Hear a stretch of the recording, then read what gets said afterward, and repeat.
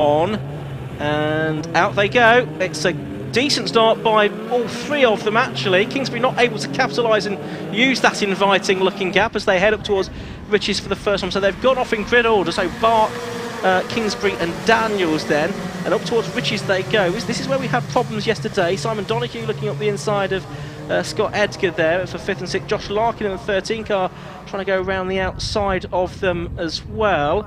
But for 2nd and 3rd, it's Jay Daniels trying to challenge Jack Kingsbury, who gets very close to the back of James Bark under braking. Oh, and going backwards into Wilson was number 25, but that's because he's been hit by the looks of it.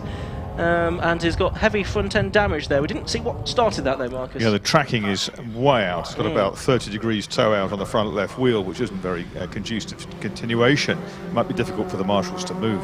Yeah, it will. So it was the first corner yesterday where we had problems, and now it's the second corner. And yes, he's in the circuit there as well. So that's not looking fantastic. Race continues in the meantime though.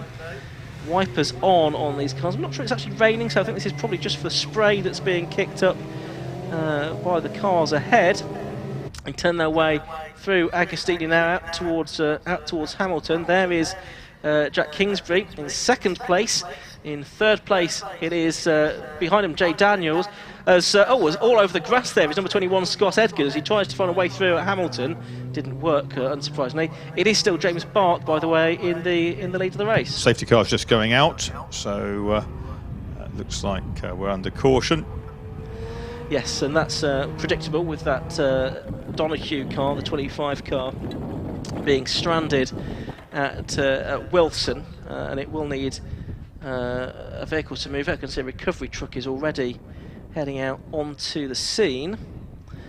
So as they come through, I think they will have seen, or maybe they won't yet have seen, yellow flags. I don't think they've gone out at all of the posts yet. They appear to have slowed down quite considerably, haven't they? So yeah, they're okay. So it's Bark that leads then, from Kingsbury in 2nd place, Daniels 3rd, Edgar after that grassy moment at Hamilton. Oh no, he is going for it. He is going up the inside of Daniels, but then decides better of it. In 4th place in the Fuller Grab Hire backed car. And then 5th place looks to be Simon Donoghue's out of his car. He's okay, but disappointed and dispirited, no doubt. Had a 6th place finish yesterday, so not quite so good today. This final round of the championship. So cars making their way through. I think they probably have now got the message that the safety car is out. It's waiting for them just on the approach to Riches, so no doubt as the cars come onto the straight, which they have done now, it will start to pick up speed. And or not. It does now, and they will go through in order. Now it's then just a question of how long it takes to recover this car. Don de Graaf from the back to 6th place in number 15 on the first lap. Of course, he was in championship contention until quite recently. Not going into yesterday's race, but he was at the last meeting. But had a non-finish, or a non-start. He didn't take the restart for yesterday's race. Although I don't think he was involved in the initial incident that precipitated the red flag. There is the car, the marshal signalling to the drivers to keep to the inside at Wilson. And there will be as soon as that train of cars has gone through, and we now have red flags. Doesn't surprise me, because you look at the picture of the car, well, not only is the front tracking all out on both sides, but the radiator's split, there's liquid in the road, and it needs a proper clean-up. Yeah, and there was no way that was all going to happen in the space of 13 minutes, so I think probably would have just seen the safety car drive around for the 3 or 4 laps, and that would have been it, which is not what any of us want. So the safety car will presumably bring them back round onto the grid. Let's hope so, because yesterday they were lined up in the pit lane, yes, which is not very conducive, unless they're going to change the timetable. But I think they'll, as you say, the grid would be favourite. Yeah, so, and they hadn't completed 2 laps when the red flags went out, so we'll be back to the original grid, which in the case of the first 3 or 4 cars, doesn't really make any difference. That's only the first 3 cars, actually the first 4 cars, because Donoghue won't be on the re-grid anyway. So yes, Scott Edgar will win the 4th car to take up his position. It's K-Tec Clio 182 Championship. It's was inaugurated as a series in 2014, and winning the races here that season with Jeff Humphreys, who was a Stock Hats champion by that from point. Hampshire, wasn't he? Yeah, that's right. And Matt Fincham also had a win in 2014. It was given championship status for 2015, and it was Andy Tibbs that won both of the races here that year. Another driver that graduated through Saxmax originally with the 750 Motor Club, and then and Stock Hatch, and still a regular face around the 750 Motor Club paddock, helping to run cars. Occasionally we do see him behind the wheel as well. And then 2016, that was James Bark had a win that season here, and Patrick Fletcher, who was the champion 3 times in 16, 17 and 18, he won that year. 2017, it was Don DeGraff and Ryan Polly that shared the wins here, and last year Fletcher and Jack Kingsbury. So Kingsbury has won here in the past. But it's a nice little championship, this. Thank you very much.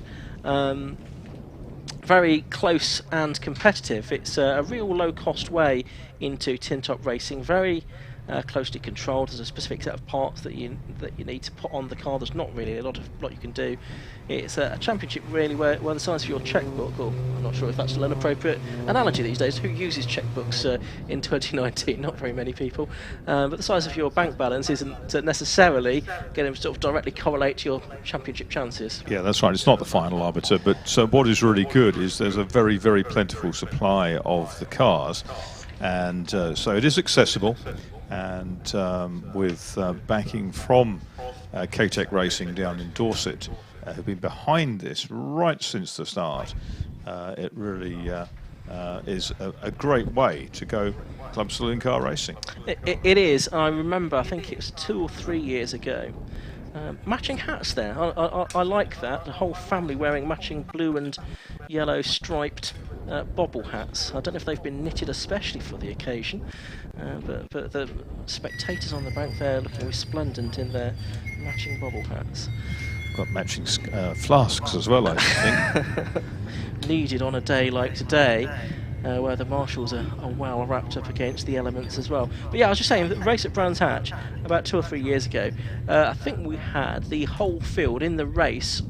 Their best lap times were all within a second of one another.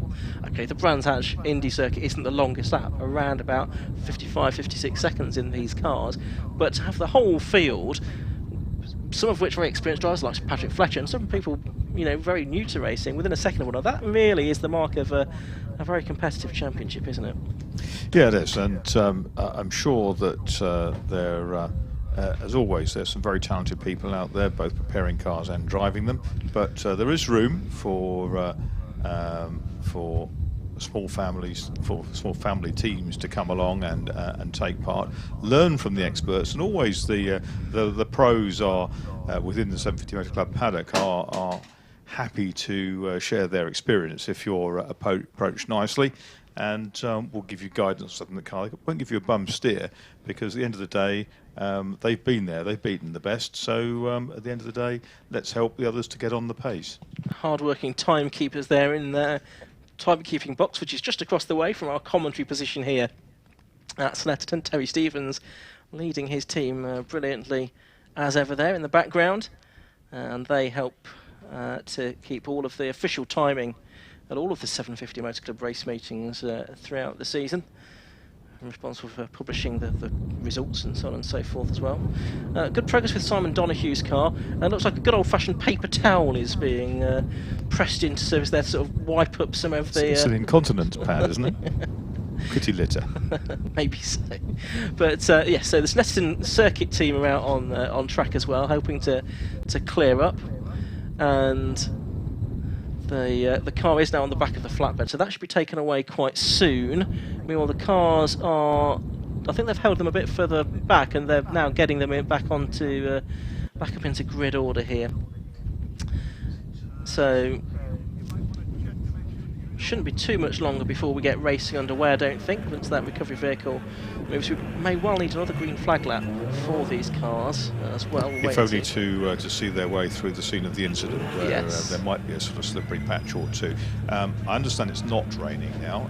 I can see that the wind has picked up from this rather splendid tree that's behind us in our commentary box, but also the ambient temperature does appear to be 2 or 3 degrees higher than it was yesterday, which makes things just fractionally more comfortable.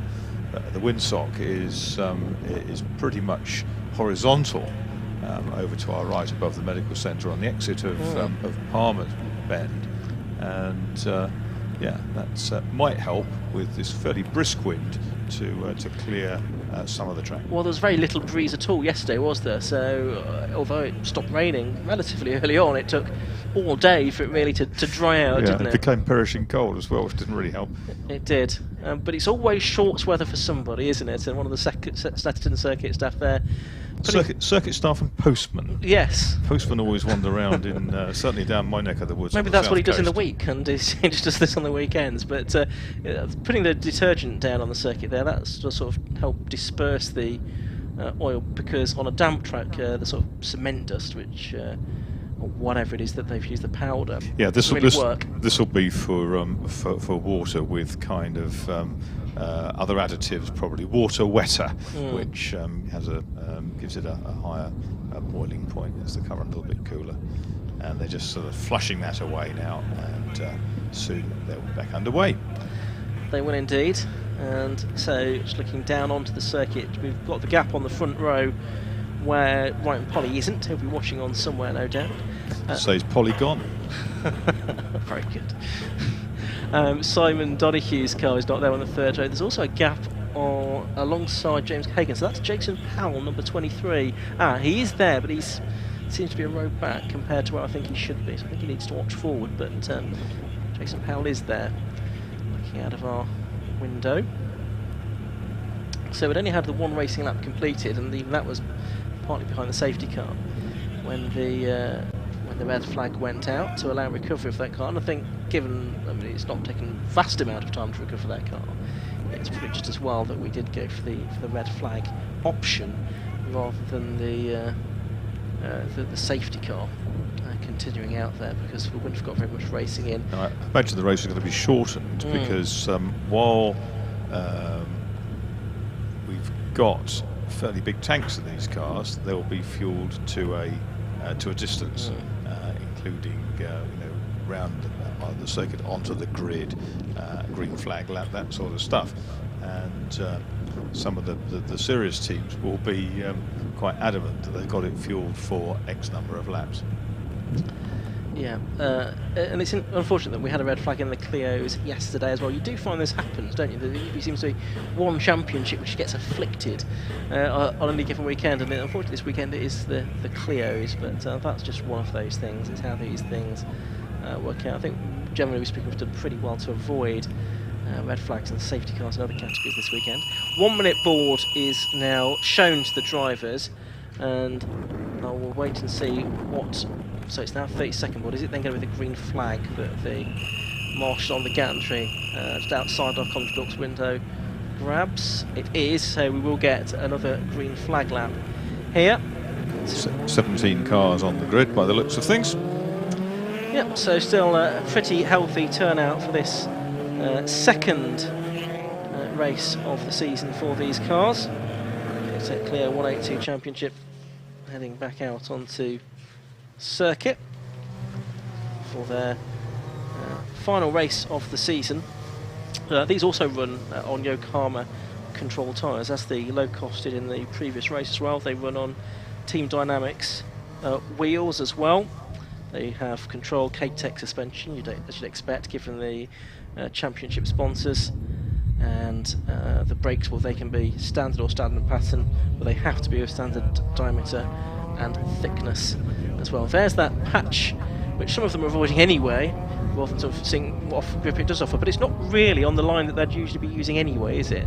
No, the car was kind of 3/4 of the way round, but in the middle of the car. It's got almost broadside, the middle of the track, so they can run round it and use a later apex, which might help them. Yeah. So that once again is Trevor Gregory, number 83. Running in that famous Dick Dastardly purple colour. Of course, you might remember he used to race in stock hatch with a sort of Harlequin Saxo, which I think every panel was a different colour. I think it was sort of largely constructed out of bits bought on eBay, I think, that from memory. Many cars have been. Yeah, absolutely. So they're on their way round on this green flag lap, around this 3-mile Snetterton 300 circuit, the full circuit here, using all of the infield that was designed by Jonathan Palmer for his circuit. I think the idea being to lengthen it from its 2-mile length to 3-mile length, with the view of possibly attracting bigger championships and series here to Snetterton.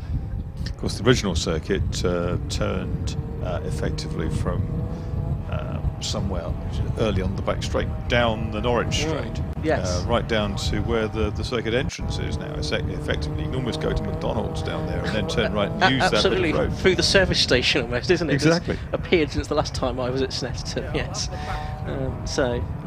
Lots of change here at Snetterton down the years, in particular the big one being getting on for a decade ago now, when the 300 circuit was introduced for the first time.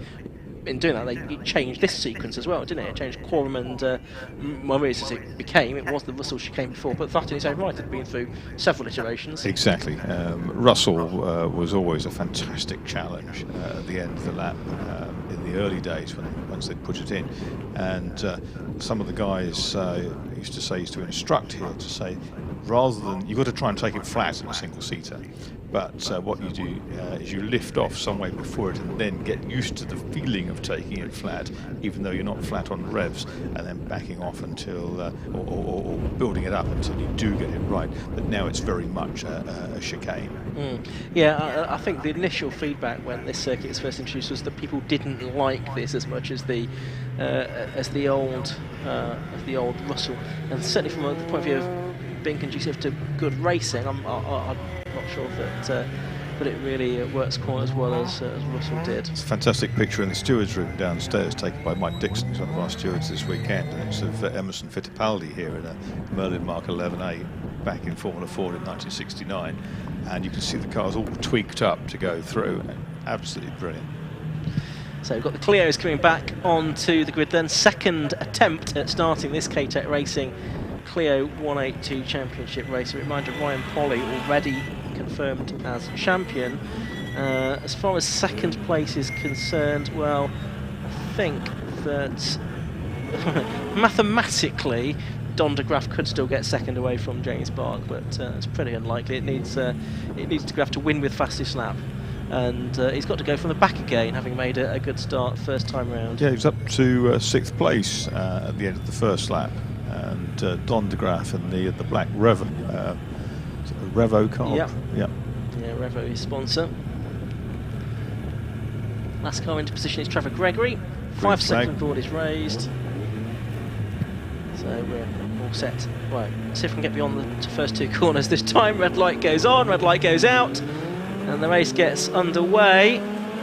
And it's, again, a pretty good stop by Kingsbury. He's going to try and drive around the outside of Bark this time, who didn't look to be as well looked through the gears there. It looked to be a little bit tardy. So it's Kingsbury that takes the lead, and it's side by side for third as well. It's Josh Larkin trying to take that place away from Jay Daniels, who clings onto it though on the inside line through the first corner at Riches. They head off up towards Wilson. De Graaf again having a go to the outside line. He brakes very late indeed, and he's gone wide, too wide. That's going to leave a place through for the number 88 car on the inside of Thomas Hall. He was up from row 7 of the grid. He's made a remarkable start, and Larkin's got damage now, and he is off the circuit. Looks like his bumper's dragging. Absolutely, all the front end's been deranged on Larkin's car, and that was really unfortunate. Yeah, a very quick start. He's no quarter asked or given type of driver. Here is Kingsbury though in the lead from Bark in second place. In third place is the number 31 car of Jay Daniels. Headlamps ablaze, and Bark looking up the inside of Kingsbury there, but there's taking so many different lines here, it's hard to see how that one pans out. It is still Kingsbury that holds on though from Bark as they come out of the corner, I can see, and now making their way along the straight. There's Don de Graaf, number 15. He started at the back. He's actually now ahead of Hall, who I just remarked had made a pretty good start himself. In the background, the 17 car is off as well. That's Steve Gray, and he was just behind Christian Lawrence, and now James Sundler as well. Yes, it was a very good start in the middle of the grid by the SHR car, the metallic blue one. Came up well, but here's Barkey having another go at our race leader Jack Kingsbury. Some bits and pieces, I think, on the track there we saw. But here they come then down the Bentley straight into Brundle and Nelson. Quick left, slower right-hander, prepares them for the bomb hole, the approach to Coram Bend. Barkey pops out the inside, but it's not quite close enough to unseat the Kingsbury Motorsport car, the grey car that's out front.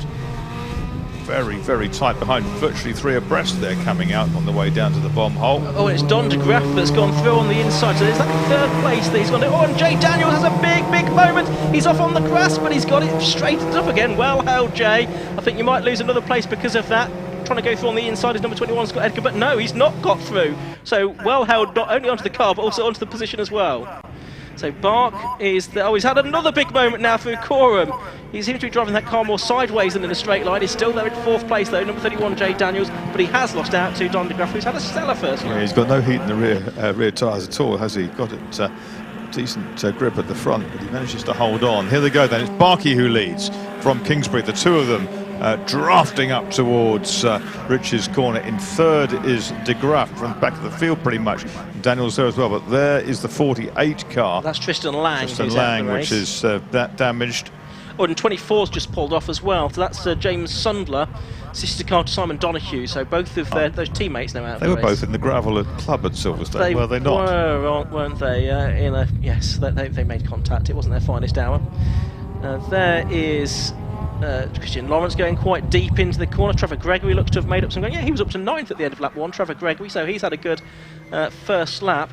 But the one here trying to make a move is the 87 car of Simon Freeman behind the very sideways Scott Edgar, number 21, the man that lies 4th in the championship, and Jay Daniels as well. So Edgar has now made his way ahead of Daniels, by the way, and up into 4th place.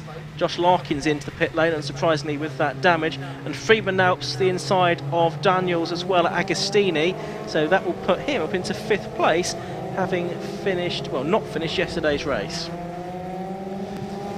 Barker's got a few lengths advantage now, but it's by no means decisive because Kingsbury is probably 40 metres behind him. De Graaf with the black car with the red rear quarters is next up. And there we go.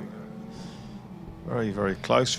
Freeman there, just ahead of, is that Hall behind him? That's 31, Daniels behind him. Daniels now behind him. There's Freeman heading on to Williams. That is the Hall car, I think. And there's Lawrence, and there is Trevor Gregory in that number 83 car. So a spirited drive this from the very back of the grid. Quite a few cars with wipers going again, I've noticed over the last couple of laps. So they may just be in the spray. Yeah, there's nothing on our windows on the commentary box, is there, sir? I suspect it is just the spray. 23 running a little bit wide there. That's Jason Powell, so he loses a little bit of time. Scott Edgar heading through Nelson. Lots of curb being taken by the man that's now in 4th position. 5th is Freeman. 6th is Daniels, having started on the 2nd row of the grid with a relatively local man from Lowestoft. So they head their way towards Coram once again. Leaders already turning into the left hand at Murray's. Still James Bark leading from Jack Kingsbury in 2nd. Oh, and Powell has had another moment, 2nd within about a 3rd of a lap, as the leaders come over the line again to complete lap 2. Slippery surface flag is out, as if there was any doubt, and they're being warned by the marshals to keep to the left hand side of the circuit. So there's something, you can see an oil slick on the left hand side of the track. We can see it from our control window, a line of oil. It may be oil, it may be fuel even, but it's, so you can see that sort of rainbow sort of slug trail. Yeah, that's something that they'll want to deal with before the next race, well, certainly, but drivers need to keep out of the way of the pit wall there. Right, so what more can Don de Graaf do here? Because he got up to 3rd on the opening lap. He's still 3rd now, and he's challenging Jack Kingsbury for 2nd place, having looked down the inside as they go into Palmer, the left-hander, and isn't really alongside Kingsbury.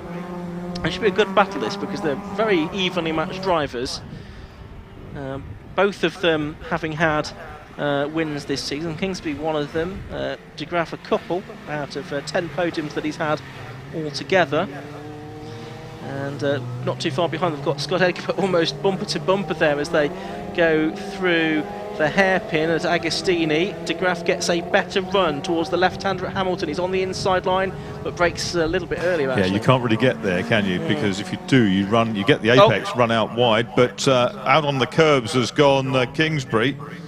And that was nearly seized upon by the black car. But round the outside has come Scott Edgar, and he's now been virtually eased off the grey stuff, and through it all has come Don de Graaf up into second place. But now he gives the cumulative tow, or he and Kingsbury give the cumulative tow to Scott Edgar in the Fuller car. Yeah, all of a sudden Edgar, or Kingsbury's focus switched to defending from Edgar, didn't it? Which worked, but in the meantime it was de Graaf that popped through on the inside, and it's de Graaf that continues to hold second place as they turn into the S's this time, just ahead of Kingsbury and Edgar. This is where it's very, very slippery down through Nelson and into the bomb hole.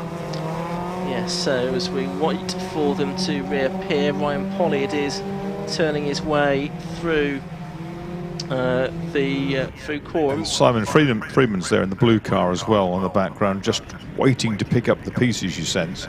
I can see a flag being prepared down here at the finish line, so we'll see if that's going to be shown this time. I have a feeling it may be. So down to the final corner they come then, and it is James Bark that takes the checkered flag to win a shortened race in the K-Tec Racing Clio 182 Championship.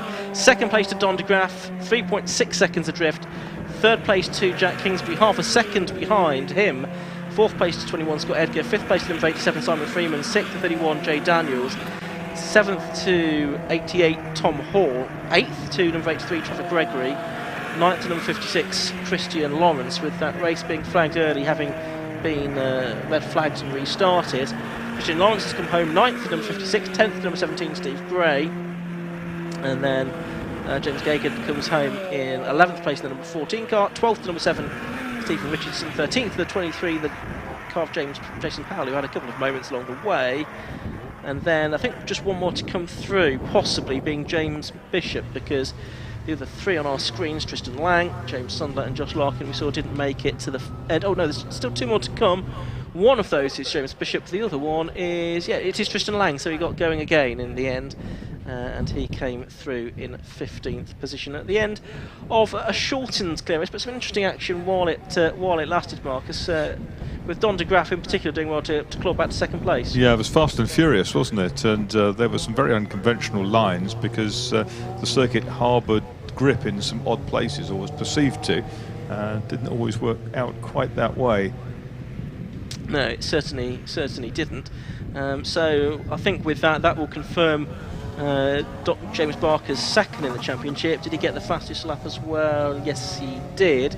So he picks up the maximum of 36 points for that. Yeah, Simon Freeman 32. was close though, wasn't he? Simon Freeman 2:41.96, but 2:41.68 was James Bark's fastest lap.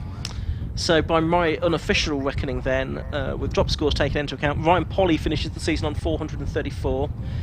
Second to James Bark on 430.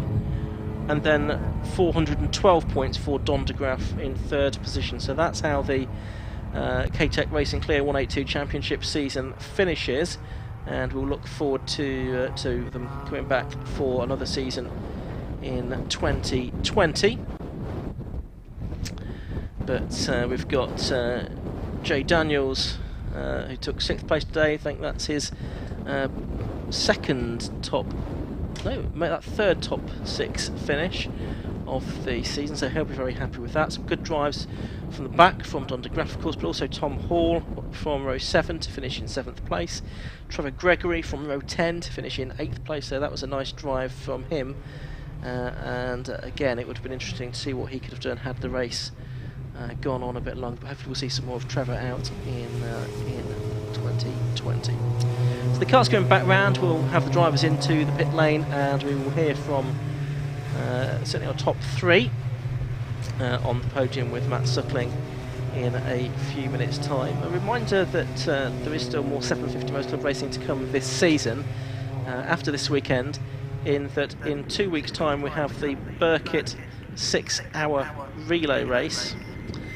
And then we have on the following day the final round of the Club Enduro Championship, but also Classic Stock Hatch, Hot Hatch, and the BMW Car Club Racing Championship. So that's a bonus race day 2 weeks from today on the Grand Prix circuit at Silverstone. So we'll look forward to that action as the cars come in to have a word with Matt Suckling at the end of that race. And we're getting word from our clerk of the course, Bernard Cottrell, that with some fluid down on the circuit that needs to be dealt with, we're going to take an early lunch break. So after we've heard from our top 3 drivers, we'll be going into a lunch break, and that means that we will resume probably in about 3/4 of an hour's time or so, I would think, with the first race after lunch, which will be the Protec Shocks Sport Specials Championship. But there we have the K-Tec Racing Clio 182 drivers, James Bark, the winner, Don de Graaf second, and Jack Kingsbury third, coming in. And there you can see Andy Tibbs. We were talking about him earlier on. He's just walked through shot there, but there is James Bark getting his helmet off, ending the season with his 6th race win of the year. Gets a shake of the hands, and he will be greeted in a moment with a garland from Leanne Fahy, and he'll then head through the gate to have a word with Matt Suckling. Doesn't want to wear the garland for some reason. Don de Graaf's already got his cap on. I don't know how he keeps it on under his helmet, but he clearly does. And they will head through onto the podium, and so we will go down once again to Matt Suckling.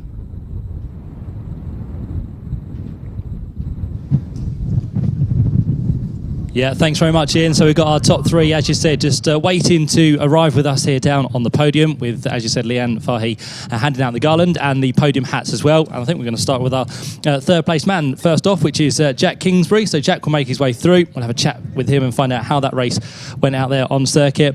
And Jack is here with us now. Jack, congratulations, podium to end your season. How was the race for you? As tricky, we imagine, of course, a red flag as well to chuck into the mix for good measure. Yeah, with the setup we went out with, we didn't really get it right. It was a lot wetter than we expected. I could see it was greasy, but we thought it would have been a bit of a dry line. But it was good to start with, and then the tyres went off. I was just holding everyone up, trying to defend from my position, really.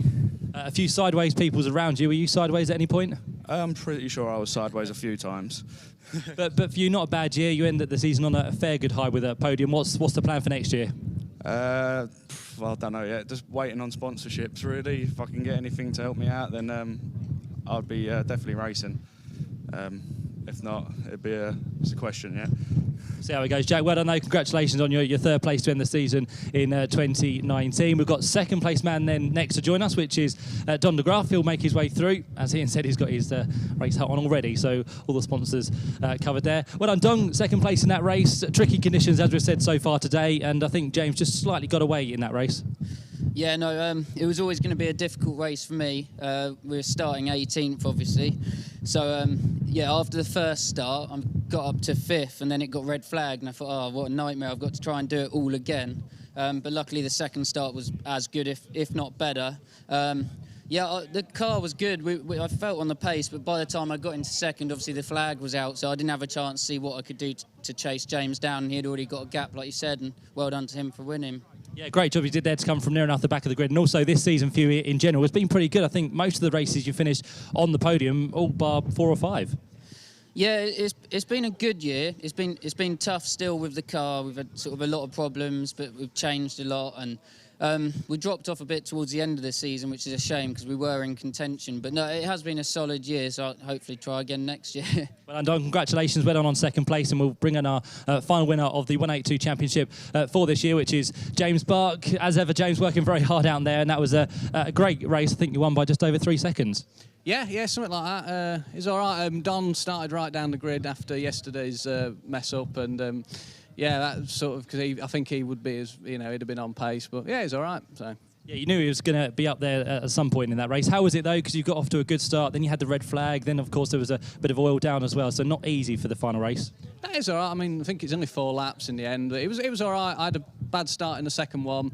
So Jack, he had a good start, got in front of me. I got past him. I think he made a bit of a mistake. Then I saw Don pass him, so I thought, all right, better push on a bit more again. And then checkered flag was out. So. And of course, with Ryan wrapping up the championship yesterday, I think with that result there, that probably puts you runner-up in the season championship. Yeah, I think unless I'd got disqualified, we'd pretty well. It was all, unless anyone made a major cock-up in that one, wherever you finished, the championship was fairly decided. Which is a shame, but you know, well done Ryan, well done Don. It's end of the season. And hopefully we'll be back next year. Well done, James. Congratulations on that one. So there you go then. We've wrapped up the morning action. As Ian said, we're going to go for an early break here at Snetterton, but I think we'll hand back upstairs to Ian and find out what's coming up this afternoon.